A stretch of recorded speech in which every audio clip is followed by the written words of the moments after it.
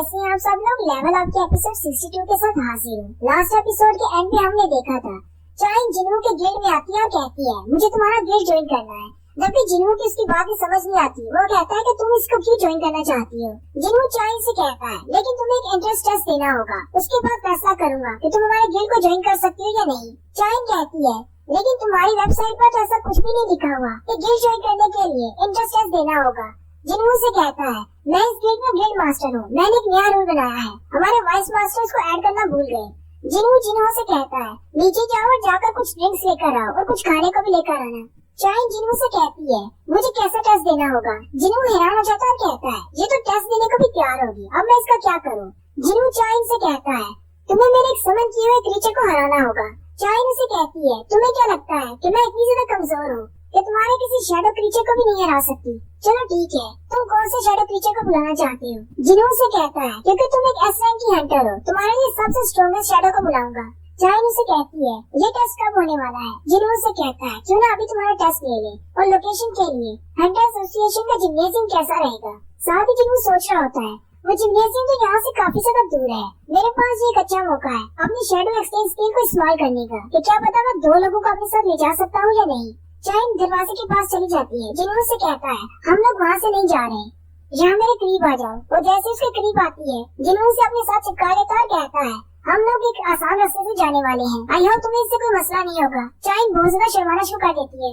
साथ ही जिन्हों कहता है शैडो एक्सचेंज, और शैडो एक्सचेंज हो जाता है। जिन्हों और चाइन दोनों ही जिम्नेजियम चले जाते हैं और वहाँ पर एक बड़ा सा हाई ऑक्स होता है जो कि यहाँ पर आ जाता है। उसी वक्त जिन्हों बाहर से स्नैक्स लेकर आता है और कहता है क्यों ना तुम दोनों बातें करते हुए कुछ स्नैक्स खा लो। लेकिन वो जैसे ही अंदर दाखिल होता है सामने एक हाई ऑक्स खड़ा होता है। वो हाई ऑक्स जिन्हों के हाथ से वो प्लेट ले लेता है और स्नैक्स को खाना शुरू कर देता है।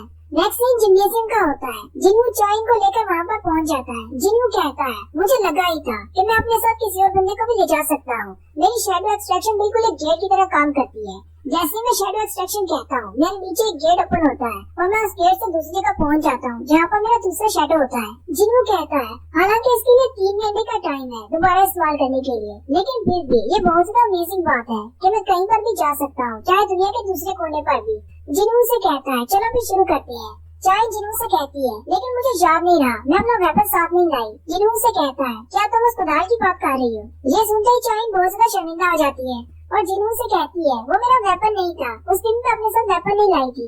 जिन्हों से कहता है रिलैक्स हो जाओ, मैं तो सिर्फ मजाक कर रहा हूँ। चाइन जिन्हों से कहती है जिम्नेजियम के स्टोरेज रूम में बहुत सारे वेपन्स रखे हुए हैं, मैं वहाँ से कोई जाकर ले लेती हूँ। चाइन स्टोरेज रूम की तरफ जाती है और अपने हंटर कार्ड को इस्तेमाल करते हुए दरवाजे को अनलॉक करती है और स्टोरेज रूम में चली जाती है। वहाँ पर बहुत सारे वेपन्स पड़े होते हैं। चाइन कहती है हालांकि ये सारे वेपन्स इतने ज्यादा अच्छे नहीं हैं, लेकिन फिर भी ट्रेनिंग के लिए ठीक है। चाइन वहाँ से एक तलवार उठाती है और बाहर आ जाती है। जिन्हों से कहता है क्या तुम्हें वाकई यकीन है कि इस तलवार के साथ तुम ठीक रहोगी, तुमने कभी इसकी प्रैक्टिस नहीं की। चाइन जिन्हों से कहती है इस बात से कोई फर्क नहीं पड़ता कि मैं कौन सा वेपन इस्तेमाल करती हूँ, वैसे भी मैजिक बीस्ट को क्या पता कि मैं तैयार हूँ या नहीं। जिन्हों कहता है इसकी डिटर्मिनेशन तो बहुत ज्यादा है, अगर मैंने किसी अपने ऑर्डिनरी नाइट्स को बुलाया तो ये तो उसको मार डालेगी, मुझे किसी स्ट्रॉन्ग वॉरियर को निकालना होगा। और साथ ही जिन्हों इग्रिस को बुला लेता है। जिन्हों से कहता है ये मेरा सबसे बेहतरीन तलवारबाज है मेरे सारे शैडो सोल्जर्स में से। चाइन उसे कहती है लेकिन विनर का डिसाइड कैसे होगा कि कौन जीता है। जिन्हों से कहता है जब तक तुम सरेंडर नहीं कर देती या फिर मेरा इग्रिस हार नहीं जाता। जिन्हों कहता है मैंने उससे कहा था कि मैं अपने स्ट्रॉन्गेस्ट सोल्जर को बुलाने वाला हूँ, लेकिन अगर मैंने वीरू को बाहर निकाला तो वो बहुत ज्यादा ट्रॉमाटाइज हो जाएगी क्योंकि लास्ट टाइम वीरू ने उसको बहुत ज्यादा जख्मी कर दिया था। जिन्हों कहता है चलो फिर स्टार्ट करते हैं, लेकिन जैसे वो चाइन की तरफ देखता है तो उसकी मैजिकल एनर्जी बहुत ज्यादा होती है। साथ ही जिन्हों को याद आता है चाइन ने उसे कहा था इस बात से कोई फर्क नहीं पड़ता कि मैं कौन सा वेपन इस्तेमाल करती हूँ। उसी वक्त जिन्हों अपनी विंडो को ओपन करता है और डीमन किंग बैरन की तलवार बाहर निकाल लेता है और उसे इग्रिस को दे देता है। फिर जिन्हों दोनों में कॉन्टेस्ट को स्टार्ट कर देता है। जिन्हों ने इग्रिस को जो तलवार दी है वो डीमन किंग बैरन की है जिसके अंदर लाइटनिंग का इफेक्ट है, वो उसको घुमाते हुए लाइटनिंग क्रिएट कर सकता है। इग्रिस उस तलवार को ऊपर की तरफ घुमाता है तो एक जबरदस्त इलेक्ट्रिक शॉक पैदा होता है जिससे सामने का सारा ग्राउंड टूट जाता है। क्योंकि चाइन की स्पीड भी काफी ज्यादा है, वो जल्दी से उसे डैश कर लेती है। जिन्हों कहता है इसकी स्पीड तो वाकई में ज्यादा है, अगर ये कोई आम इंसान होती तो अब तक से इग्रिस के वार से मर चुकी होती। चाइन तेजी के साथ आगे बढ़ती है और इग्रिस पर अटैक करती है। इग्रिस अपनी तलवार को सामने करते हुए उसके अटैक को ब्लॉक करता है। चेयरमैन गुलकानी जो कि अपने ऑफिस में बैठे होते हैं उन्हें बहुत ज्यादा एनर्जी महसूस होती है। वो कहते हैं आज तो किसी ने भी जिम्नेजियम को बुक नहीं किया हुआ, फिर वहाँ से इतनी ज्यादा मैजिकल एनर्जी क्यों निकल रही है। चेयरमैन जल्दी से अपने सेक्रेटरी को कॉल करते हैं और कहते हैं जिम्नेजियम के मेन कैमरा का सीन मेरे डेस्कटॉप पर ओपन करो। जैसे वो कैमरा का सीन ओपन करते हैं, सामने जिन्हू और चाइन होते हैं। चेयरमैन उन दोनों को एक साथ देखकर भोसना हैरान हो जाती है और कहती है, आयुष ये दोनों कब इतना ज्यादा करीब आ गए। उसी वक्त मिस्टर चेयरमैन को याद आता है हेलीकॉप्टर में जैसे ही उसको होश आई थी, चाइन ने जिन्हू के बारे में पूछा था। चेयरमैन हल्का सा मुस्कुराते हैं और कहते हैं, मुझे लगता है कि मैं काफी ज्यादा बुढ़ा हो गया हूँ, जब मुझे इन बच्चों की फीलिंग समझ नहीं आ रही। साथ ही गानिया अपने सेक्रेटरी से कहती है, आज जिम्नेजियम के सारे कैमरों को बंद कर दो और कागजात में लिख देना कि आज जिम्नेजियम की छुट्टी है। थोड़ी ही देर की फाइट के बाद चाइन उसको हरा देती है, यानी इग्रिस को हरा देती है। चाइन जिन्हू से कहती है, क्या ये वाकई में तुम्हारा सबसे स्ट्रॉन्गेस्ट वॉरियर है? तुमने कहा था कि मेरे टेस्ट के लिए तुम सबसे स्ट्रॉन्गेस्ट शैडो को बुलाने वाले हो, अब जल्दी से अपने सबसे स्ट्रॉन्गेस्ट को बुलाओ। जिन्हू से कहता है, लेकिन तुम जख्मी हो सकती हो। चाइन उसे कहती है, मुझे इस बात से कोई फर्क नहीं पड़ता, मैं वैसे भी इसके साथ एक रीमैच करना चाहती हूँ। ये बात सुनकर जिन्हू हैरान हो जाता है। जिन्हू कहता है, लगता है इसे बीरू के बारे में पता है। चाइन उसे कहती है, हाँ तुमने बिल्कुल ठीक समझा, मैंने उस मॉन्स्टर को फुटेज में देखा था, तुमने उससे भी अपना एक शैडो सोल्जर बना लिया है। जिन्हू से कहता है, चलो फिर ठीक है, मैं उसे बुलाता हूँ। साथ ही जिन्हू बीरू को बाहर बुला लेता है और फिर से चाइन से कहता है, मैं तुमसे दूसरी बार पूछ रहा हूँ, क्या तुम वाकई में इसके साथ फाइट करना चाहती हो? जिन्हू सोच रहा होता है, वैसे तो मेरे शैडोज अपनी रियल फॉर्म से थोड़े कमजोर होते हैं, लेकिन क्योंकि बीरू पैदा ही इस मकसद के लिए हुआ था कि इसे हंटर्स को मारना है, इसलिए हंटर्स उसके दुश्मन है। अगर इन दोनों ने बिना किसी रुकावट के फाइट की तो हंटर चार नहीं बच पाएगी। बीरू जिन्हू से कहता है, मेरे किंग, मुझे इस औरत के साथ क्या करना है? जिन्हू बीरू से कहता है, उसको हराना है, लेकिन उसे नुकसान नहीं पहुंचाना। बीरू ये सुनते ही आगे बढ़ता है और अपनी पावर को रिलीज करता है। जैसे ही बीरू अपनी पावर को रिलीज करता है, पूरे जिम में लगी हुई सारी लाइट्स फूट जाती हैं। ये देखकर चाइन बहुत ज्यादा हैरान हो जाती है और कहती है, क्या वाकई में जिन्हू ने इसे फाइट की थी और इसको हराया था? बीरू जल्दी से अपने बड़े बड़े पंजे निकाल लेता है। जिन्हू से कहता है, अपने पंजों को अंदर ही रखो, अगर तुम उसके साथ इस तरह फाइट करने के लिए चाहोगे तो मैं तुम्हें वापस बुला लूंगा। बीरू फिर से अपने पंजों को छोटा कर लेता है और जिन्हू से कहता है, ठीक है। बीरू जब जिन्हू की तरफ देख रहा होता है, चाइन कहती है, मेरे पास मौका है, अभी मैं जाती हूँ। जैसे ही वो आगे बढ़ने लगती है, बीरू उसके पीछे पहुँच जाता है। चाइन कहती है, ये तो बिल्कुल वही सीन है जैसा उस डंजन के अंदर था, लेकिन साथ ही चाइन अपनी तलवार को घुमाती है और कहती है, इसको क्या लगता है मैं दोबारा उसी ट्रिक में फंसने वाली हूँ? लेकिन बीरू उसकी तलवार को पकड़ लेता है और साथ ही बीरू कहता है, मेरे किंग ने कहा है कि इसको हराना है, लेकिन इसको नुकसान नहीं पहुँचाना, और वो उसकी तलवार को छोड़ देता है। बीरू कहता है, ये तो बहुत ज्यादा सिंपल काम है, मुझे बस अपनी पावर को इतना ज्यादा इंक्रीज करना है कि मेरे दुश्मन की मुझसे फाइट करने की हिम्मत ही खत्म हो जाए और उसे पता चल जाए कि मैं कितना ज्यादा पावरफुल हूँ और वो खुद ही मुझसे फाइट नहीं करना चाहेगा। चाइन अपनी तलवार से बीरू के ऊपर बहुत सारी स्लैशेस लगाती है। चाइन भी ये देखकर बहुत ज्यादा हैरान हो जाती है और उसे कहती है, तुम तो सिर्फ मेरे अटैक्स को डॉज कर रही हो, तुम आगे से अटैक क्यों नहीं कर रही? क्या तुम्हें लगता है कि मैं बहुत ज्यादा कमजोर हूँ?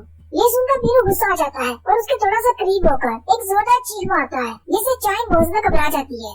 जिन्हू कहता है, मुझे लगता है शायद विनर डिसाइड हो गया है।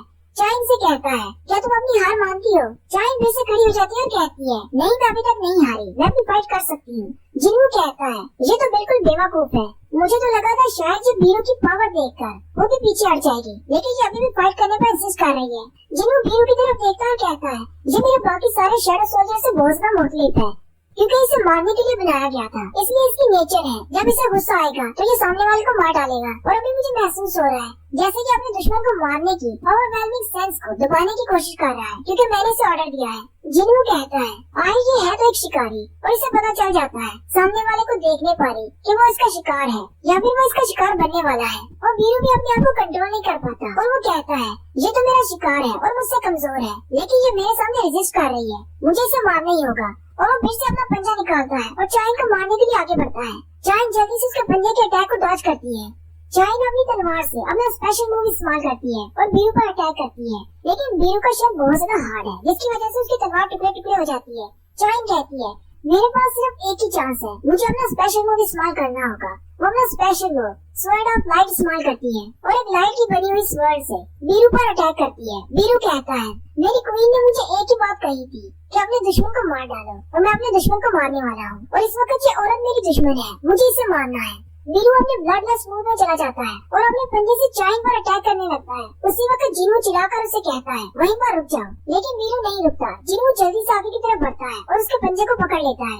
जिन्हू बीरू से कहता है, मैंने तुम्हें ऑर्डर दिया था कि रुक जाओ, लेकिन तुम रुके नहीं। बीरू जल्दी से जंप करते हुए पीछे हट जाता है। जिन्हू चाइन से पूछता है, क्या तुम ठीक हो? चाइन उसे कहती है, हाँ मैं ठीक हूँ। बीरू थोड़ा दूर जाकर घुटनों पर गिर जाता है। जिन्हू से कहता है, मेरे किंग प्लीज मुझे माफ कर दे, जिन्हों चाइन से कहता है, आए तुम ये सब कुछ क्यों कर रही हो? सिर्फ मेरे गिल्ड को ज्वाइन करने के लिए। इतना सब कुछ करने की जरूरत नहीं है। ये तो सिर्फ एक इंटरेस्ट टेस्ट था, वो भी एक ऐसे गिल्ड के लिए जिसका अभी तक नाम भी डिसाइड नहीं हुआ। तुम एक ऐसे गिल्ड को ज्वाइन करने के लिए अपनी जान देना चाहती हो? तुमने अभी तक मुझे जवाब नहीं दिया। आए तुम ये सब कुछ कर क्यों रही हो? उससे कोई भी जवाब नहीं मिलता।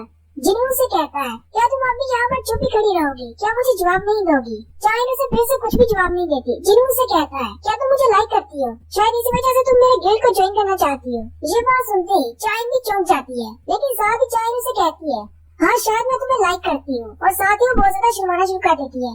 और यही पर हमारी एपिसोड 62 का एंड होता है। एक्सप्लेनेशन अच्छी लगी है तो कमेंट करके जरूर बताएं। चैनल को सब्सक्राइब कर दें, वीडियो को लाइक और शेयर कर दें। शुक्रिया।